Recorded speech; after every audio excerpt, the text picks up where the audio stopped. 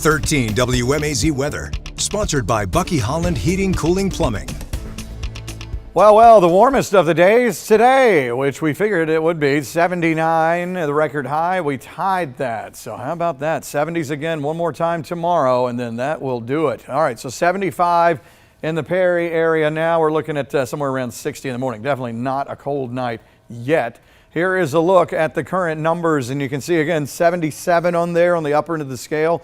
Plenty of warm air, and as we look at the wind gust is still coming in out of the south, so we're seeing an occasional gust of like 15 to 20, and it will be windy as we go through the day tomorrow. It's actually, I mentioned it earlier, it's going to be windy both days this weekend.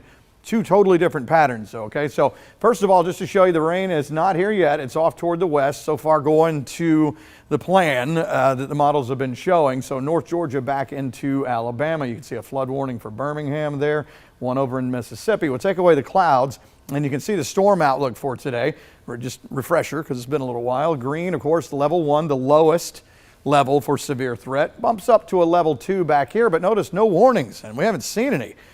So that's where the level 1 and 2 is today. Tomorrow, that will shift.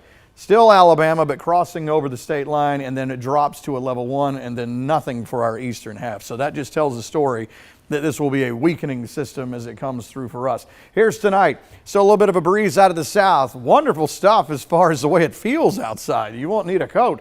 As we head into tomorrow morning, northwest Georgia back into Alabama. Here comes the line trying to hold together. Tomorrow morning. Not here yet. The latest model is back to what it was showing yesterday before a little change last night. There's around 1 or 2 tomorrow afternoon. So somewhere in here, maybe some gusty winds. But here's the twist, all right? It's one of those situations where the windiest part is ahead of this. You'll have a southwesterly breeze throughout the first half of the day tomorrow before we even get into the rain and possibly a couple of thunderstorms.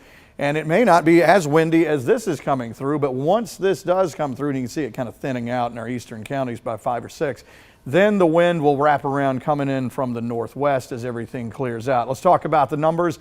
We say as low as 60 tonight. Tomorrow, 70s for one more time. And then as the front moves through, we drop down as we go into Sunday morning. Sunday's high somewhere in the 50s, and then here we go, showing low 30s, but I think we'll have 20s by the time we get into Monday morning. Let me show you the dew point map, and you can see the humidity that we do have out there, front handling that, pushing it on away. And again with the wind. I talked about earlier that this is going to be the wind gust before the stuff even gets here. 25 to 30 mile per hour gust. After it all moves through as we go through the day on Sunday, very windy again, this time a cold wind coming in from the northwest. So the last on the stop of the 70s tomorrow, rain, maybe a few thunderstorms, and then January takes over in a big way starting Sunday.